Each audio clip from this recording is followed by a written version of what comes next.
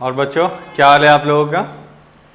तो हम लोगों ने अब जो हमारा बचा हुआ पोर्शन है केटीजी का, उसको हम पूरा करेंगे। ठीक है, ज़्यादा कुछ बचा हुआ नहीं है। ठीक है, और इसमें जो हम लोग को अब स्टडी करना है, प्योरली आप लोगों को मेमोराइज ही करना होगा। उसके लिए कोई फॉर्मूला नहीं है, जैसे Maxwell's distribution of speed curve.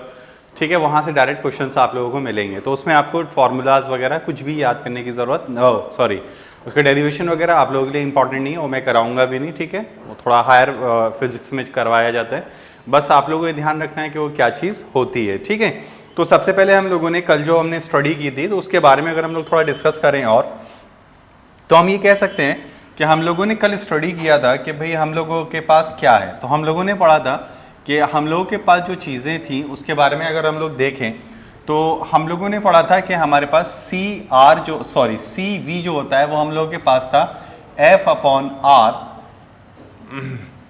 क्या था? तो हम लोगों ने पढ़ा था क्या, C V is equal to F by two are.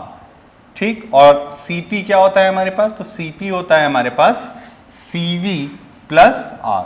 तो अगर हम इसकी बात करें तो हम लोग क्या लिख सकते हैं? हम लोग लिख सकते हैं F into R upon two plus R. ये किसके लिए? पॉलीट्रॉपिक, पॉली एटॉमिक, कैसी भी गैस हो उसके लिए आप इसको वैलिड कर सकते हैं। बस एफ यहाँ पे क्या है, तो आप जानते हैं डिग्री ऑफ फ्रीडम। तो अब ये बताओ, अगर मैं Cp लिखना चाहूं तो what we have to write, तो मैं लिख सकता हूं F by two plus one into R. ये हम लोग लिख सकते हैं, बिल्कुल सही है। अब ये बताओ, हमें एक एडियाबेटिक कांस्टेंट यानी गामा डिफाइन करना होता था, वो क्या होता है? Cp by Cv। क्या होता है? Cp by Cv। तो अगर हम इसको लिखें तो हम लोग क्या लिखेंगे? हम लिखेंगे F by two plus one into R divided by F by two into R. तो देखो आर से आर वैनिश हो जाएगा, और अगर हम यहाँ एलसीएम ले लें तो F plus two by F हो जाएगा, टू से टू वैनिश हो जाएगा। तो गामा एक्चुअली हमें कितना मिलेगा? तो गामा में मिल जाएगा F plus two by F. ठीक, तो ये हम लोगों को क्या कर लेना है? मेमोराइज कर लेना है। ये क्या कर लेना है हम लोगों को? मेमोराइज कर लेना है। तो गामा हम इसको निकाल सकते हैं। जैसे हम लोग मोनो एटॉमिक के लिए बात करें, अगर यहाँ पे किसके लिए? Mono atomic. तो मोनो एटॉमिक की अगर हम बात कर रहे हैं, तो मोनो एटॉमिक के लिए हमें पता है F इजिकल टू कितना होता है हमारा? 3 होता है। तो अगर हम यहाँ पे लगाएंगे तो गामा हमारा क्या आ जाएगा? तो हमारा आ जाएगा 3 plus two by three, that should be 5 by three, जो हम लोगों ने प्रीवियस क्लास में किया था। तो ये थोड़ा सा आप लोग याद रखिएगा। तो अगर हम बात करें तो पॉली एटॉमिक के लिए क्या है हम लोगों के पास? तो पॉली एटॉमिक के लिए अगर हम बात कर रहे हैं, तो पॉली एटॉमिक के लिए क्या आ रहा है हम लोगों के पास? तो पॉली एटॉमिक के लिए हमें ये पता चल गया, फॉर क्या लिखेंगे? For poly atomic gas. तो बताओ गामा क्या लिखेंगे हम लोग? गामा इज इक्वल टू हमारे पास है F plus two by F. ठीक, पहली चीज तो ये आ गई। दूसरी चीज हमें क्या लिखना है? Cv। तो क्या लिखेंगे? F by two into R. दूसरी चीज ये हो गई हमारे पास। तीसरा हमें क्या लिखना है? Cp। तो Cp क्या होता है बताओ? तो Cp होगा हमारे पास F by two plus one into R. तो ये तीन बातें हमें हाउ एनी कॉस्ट मेमोराइज कर लेना है। ठीक है, ये आपको अच्छे से याद होना चाहिए। ठीक है, कर लो इसको जल्दी से, इसको फिर हम लोग आगे बढ़ते हैं। ठीक है, बना लो इसको जल्दी से।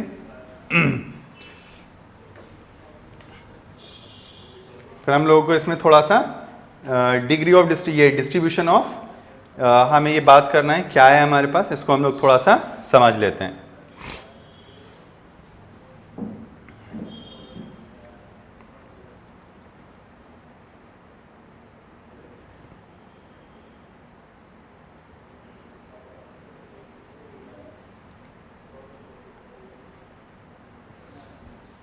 चलो आगे बढ़े। चलिए, अब हमें समझना है इसमें मैक्सवेल्स डिस्ट्रीब्यूशन कर्व।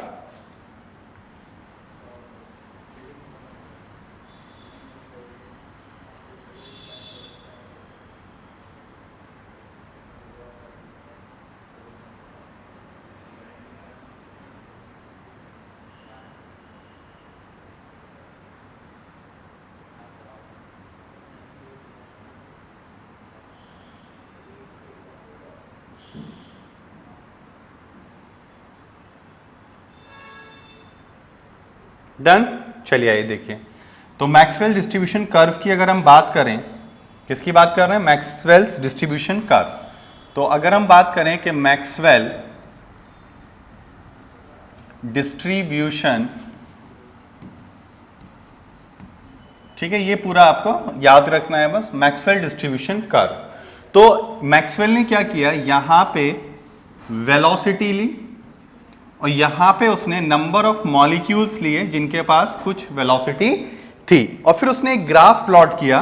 तो उसका जो ग्राफ है कुछ इस तरह से प्लॉट होकर आया।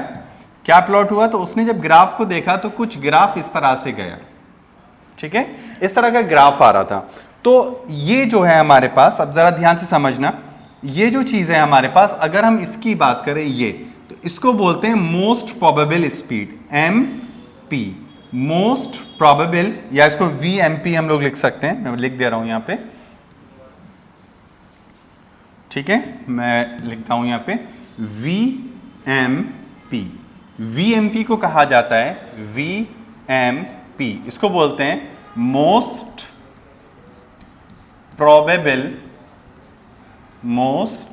प्रोबेबल स्पीड, ठीक।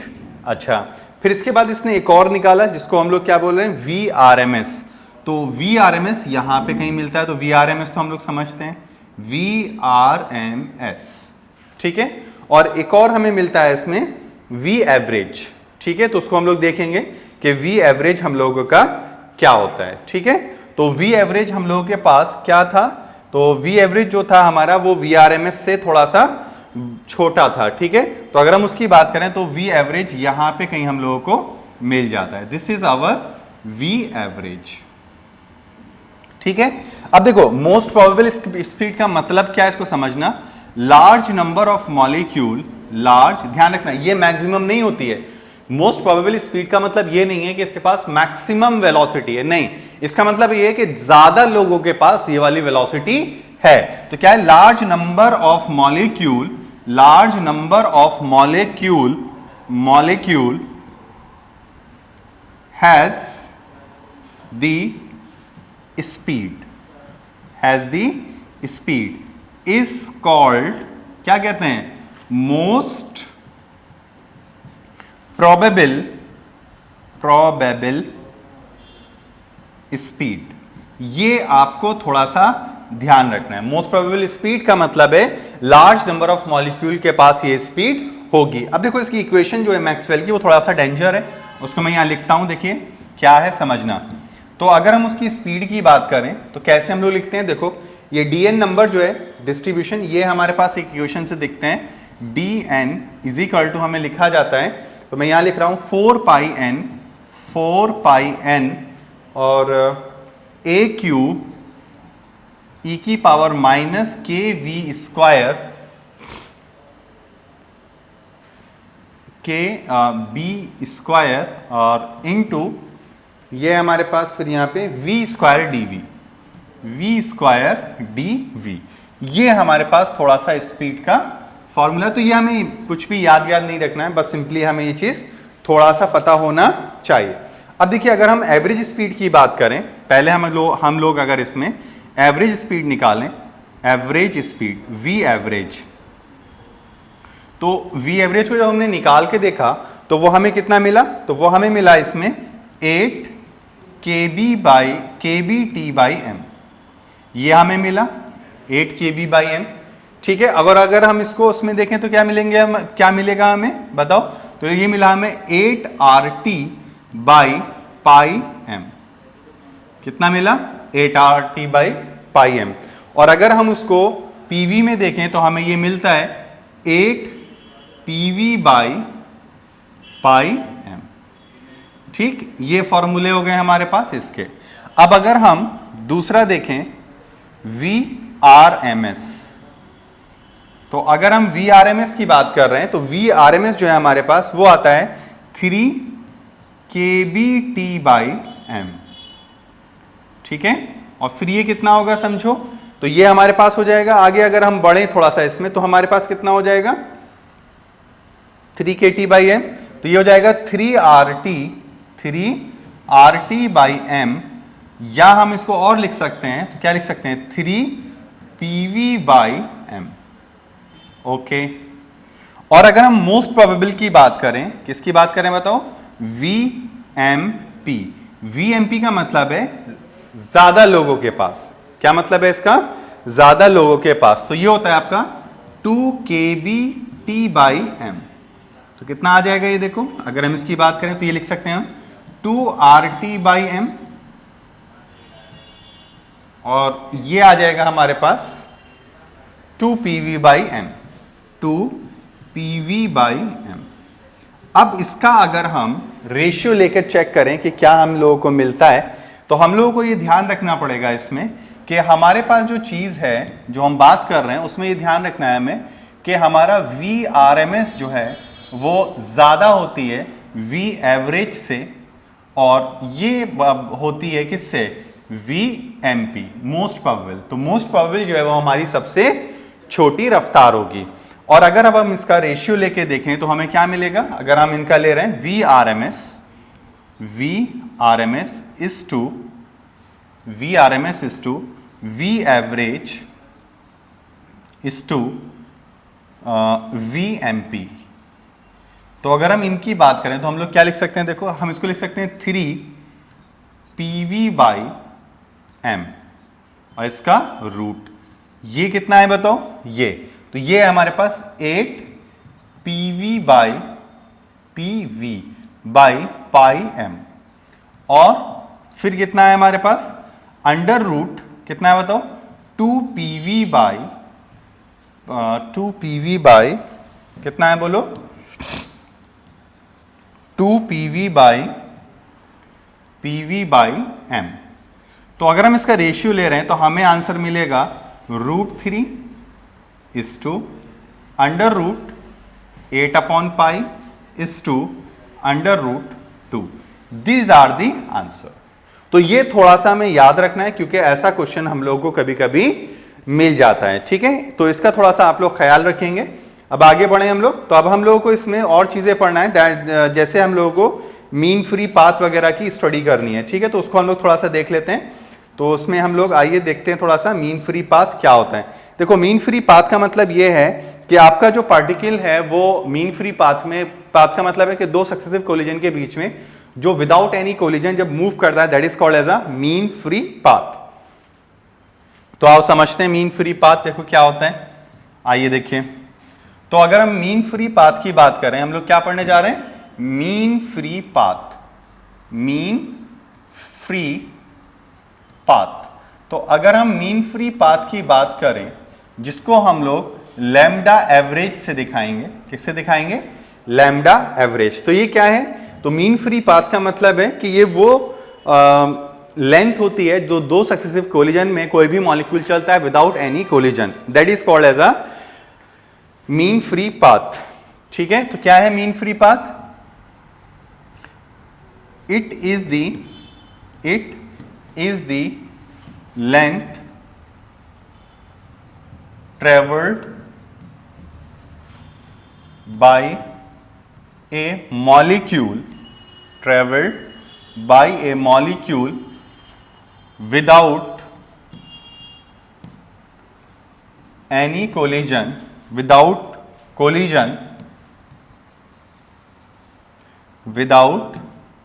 collision between two consecutive collisions, ठीक।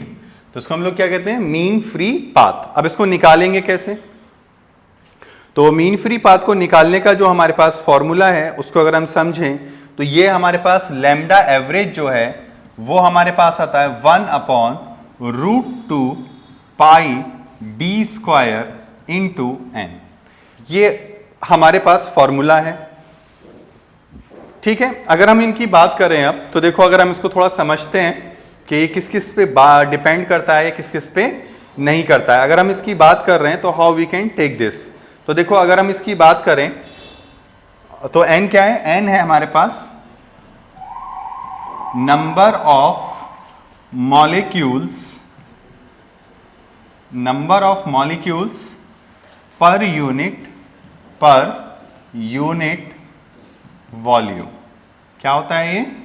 पर यूनिट वॉल्यूम। और डी क्या है? डायामीटर। डी क्या होगा हमारे पास? Diameter of molecule. तो हम क्या लिखेंगे? Diameter of molecule. ठीक है, तो हम ये कह सकते हैं कि lambda is directly proportional to diameter 1 by diameter square, और ये n क्यूब, यानी n number of molecules per unit volume. जितने ज्यादा कोलिजन, जितना ज्यादा क्राउडिंग होगी, उतनी ज्यादा मीन फ्री पाथ कम हो जाएगी, जल्दी जल्दी टकरा जाएगा। तो इस तरह से हम उसको ध्यान में रख सकते हैं। ठीक है, कोई और इसमें कोई ज्यादा दिक्कत नहीं आएगी। अब देखो, इसमें और हम थोड़ा सा बात करें तो आइए थोड़ा सा और समझते हैं। देखो, अगर हम थोड़ा सा और इस पे डिस्कस करें तो अगर हम ये बोलें कि चलो ठीक है, हमारा जो लैम्डा बार है वो क्या है, तो वो है हमारे पास 1/√2 पाई डी स्क्वायर एन। तो n क्या है? n है हमारे पास number of molecules per unit volume. सही है ना? तो अगर मैं यहाँ पे m से मल्टीप्लाई कर दूं और m से यहाँ डिवाइड कर दूं तो ये क्या बन जाएगा? डेंसिटी। ये क्या बन गई? Density by m। बोलो, ये बन जाएगा कि नहीं? क्या बन जाएगा? Density by m। अगर डेंसिटी बाई m हम लिख पाए, ठीक है, अगर m मास उन सबका ये है तो डेंसिटी बाई m हो गया, तो हम लोग क्या लिख सकते हैं? अब बताओ। तो हम लिख सकते हैं lambda bar is equal to, हम लोग क्या लिख सकते हैं? हम लिख सकते हैं m/√2 पाई डी स्क्वायर इंटू रो। बताओ, यहां तक कोई दिक्कत हो? ठीक है, ये हम लोग लिख सकते हैं कि नहीं?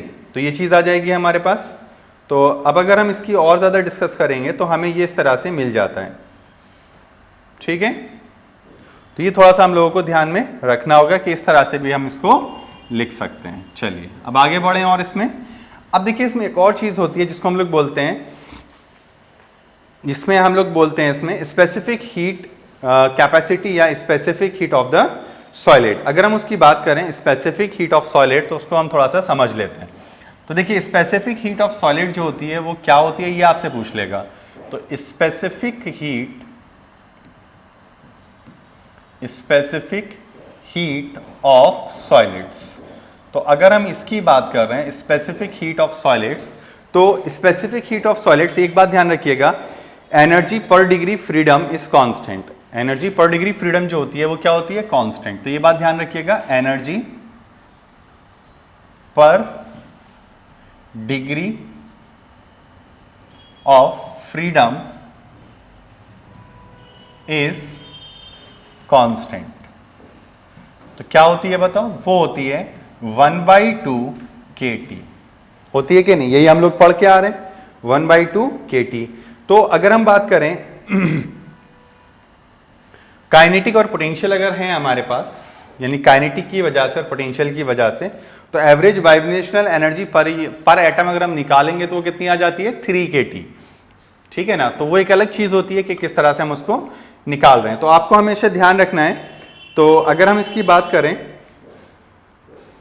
तो अगर और हम थोड़ा सा इसमें डिस्कस करते हैं कि हमारे पास जो सॉलिड्स हैं उनके लिए क्या होगी, तो याद रखिएगा, सॉलिड्स की जो होती है हमारे पास specific heat capacity, specific heat, ये थोड़ा सा ध्यान रखिएगा, specific heat for specific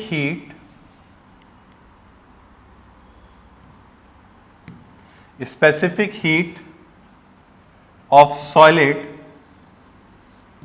is equal to हमारे पास होती है 3R। कितनी होती है? 3R। ये हमारे पास सॉलिड्स की स्पेसिफिक हीट होती है 3R। तो अगर हम बात करें, ठीक है, ये हमारे पास है, और इसका अगर हम ग्राफ भी प्लॉट करके देखें, तो अगर हम इसका ग्राफ प्लॉट करेंगे तो याद रखिएगा, तो ये हमें इसको ऐसे मिलेगा, ऐसे मिलता है, और यहां पे ये कांस्टेंट हो जाए, this is 3R। This is क्या है हमारे पास? 3R। तो अगर हम इसकी बात करेंगे तो ये हमारा क्या कहलाएगा? 3R। और ये क्या है हमारे पास? CV। और ये क्या है हमारे पास? टेम्परेचर 0। ठीक है, तो ये हमें थोड़ा सा ध्यान रखना है। और अगर हम किसकी बात कर रहे हैं, अब हम लोग अगर पानी की, अगर पानी को हम थोड़ी देर के लिए सॉलिड मान लें तो उसके अंदर क्या होते हैं, 3 एटम होते हैं। तो स्पेसिफिक हीट फॉर वाटर जो है हम लोग के पास वो क्या होती है, वो भी देख लेते हैं। तो देखिए specific heat for water, specific heat for water, तो याद रखिएगा स्पेसिफिक हीट फॉर वाटर जो है वो कितनी होती है, 9R, यानी ये होती है 9 kBT। कितनी होती है, 9 kBT। ठीक है, तो ये थोड़ा सा आप लोगों को आइडिया रहना चाहिए कि किसमें क्या क्या हो रहा है। ठीक है, इसके अलावा कोई ज्यादा आपसे कुछ इसमें बातें नहीं करेंगे। ठीक है, तो ये हमारे पास यहां से निकल आता है, दिस इज फॉर वाटर। और वाटर का अगर हम ग्राफ देखें स्पेसिफिक हीट और टेम्परेचर का, तो वाटर का स्पेसिफिक हीट और टेम्परेचर जो है वो कुछ इस तरह से आपका वेरी होता है। देखिए ये स्पेसिफिक हीट है पानी की, स्पेसिफिक हीट किसका, वाटर। ठीक है, स्पेसिफिक हीट ऑफ वाटर, और किस में है वो आपका कैलोरी पर ग्राम पर डिग्री सेल्सियस, कैलोरी पर ग्राम पर डिग्री सेल्सियस। तो कैसा आता है हमारे पास, तो हमारे पास से ये इस तरह का ग्राफ आपको मिलेगा, ये इस तरह से वेरी करता है। ठीक है, तो अगर हम इसको देखेंगे तो ये हमारा यहाँ पे होता है 1.008 के आसपास, और जो हमें मिलेगा तो ये जो मिनिमम आता है ये हमारा अबाउट 40 डिग्री पर आ जाएगा। इस पे आ जाएगा 40 डिग्री पर। तो ये हमारा वेरिएशन होता है इसमें। तो ये टेम्परेचर इन किस में है, डिग्री सेल्सियस। तो this is the specific heat variation of water with respect to that. तो ये आपका थोड़ा सा केटीजी के बारे में आपका चीजें हैं, तो इनको थोड़ा सा याद रखिएगा। इसमें मैक्सवेल्स थ्योरी और ये सब आपसे पूछ लिया जाता है, इसमें और ज्यादा चीजें पढ़ने की कोई आपको ज्यादा जरूरत नहीं है। अगर आपसे कोई ये पूछ ले कि रिलैक्सेशन टाइम जो है वो क्या होगा, तो रिलैक्सेशन टाइम जो है उसको निकालने का तरीका होता है कि आप अगर उसमें रिलैक्सेशन टाइम में लैम्डा अपॉन VRMS अगर कर दें, देखो यहाँ पे मैं दिख देता हूँ रिलैक्सेशन टाइम क्या होगा, यानी 2 सक्सेसिव कोलिजन के बीच का। तो रिलैक्सेशन टाइम जो होता है हमारे पास, रिलैक्सेशन टाइम, ठीक है, रिलैक्सेशन टाइम को हम लोग क्या कहते हैं, तो हम लोग कहते हैं उसको टाउ। क्या कहते हैं बताओ, टाउ। तो अगर हमें टाउ निकालना पड़े तो हम लोग क्या बोलेंगे, हम बोलेंगे टाउ इज इक्वल टू क्या होगा, तो हम बोल देंगे लैम्डा एवरेज अपॉन CRMS या VRMS, जो भी हम लोगों को यहाँ पे लिखना है। ठीक है, तो ये हम लोग लिख सकते हैं। अब लैम्डा भी हम लोगों ने पढ़ा, ये क्या होता है 1 अपॉन √2 पाई d स्क्वायर इंटू n और इंटू c। तो ये हमारा क्या आ जाएगा बताओ, रिलैक्सेशन टाइम। ठीक है, तो इससे भी हम लोग निकाल सकते हैं। तो इस पे बहुत सिंपल क्वेश्चंस बनते हैं, आप लोग चाहें तो इसको कर सकते हैं। ठीक है, तो this is about your KTG। तो KTG हमारा पूरा कंप्लीट हो गया है। अब इसमें ऐसा हमें कुछ बचा नहीं पढ़ने के लिए। ठीक है, तो आपका 11th का जो पोर्शन है इट शुड बी कंप्लीटेड। ठीक है, और इसमें अगर आपको कोई क्यूरी रहती है कोई भी आपका, तो आप जो हम लोगों का ऐप है उस पर जाके आप लोग उसको सेंड कर सकते हैं। ठीक है, I must be solve your any Curie या एनी प्रॉब्लम जो भी आप लोगों को आ रहा है। ठीक है, अब आप लोग आराम से इसको रिवाइज करें, तैयार करें, और न्यूमेरिकल्स आप लगाइए जितने अच्छे से ज़्यादा हो सकते हैं। थ्योरी को बहुत ही प्रिसाइजली स्टडी करिएगा क्योंकि इट इज़ वेरी इंपॉर्टेंट। और KTG से आपको एक सवाल जरूर मिलेगा, KTG और थर्मोडायनेमिक्स को मिला के। मेन जो चीज़ है आप लोगों का वो तुम्हें ध्यान रखना है कि आपका जो KTG है वो मेन जो है इस पे प्रॉब्लम जरूर मिलती है आप लोगों को, जो आप लोगों को आना चाहिए क्या, कि गामा वगैरह पे, गामा पे CV, CR, CP और गामा, इनके रिलेशंस आप लोगों को याद होने चाहिए। ठीक है, तो ये थोड़ा सा आप लोगों को है। और ये भी तुम्हें पता होना चाहिए कि आपके पास जो एनर्जी है वो 3/2 kT कैसे आ गया। ठीक है, ये सारी चीजें आप लोगों को याद रखना होगा। ठीक है, ओके, थैंक यू।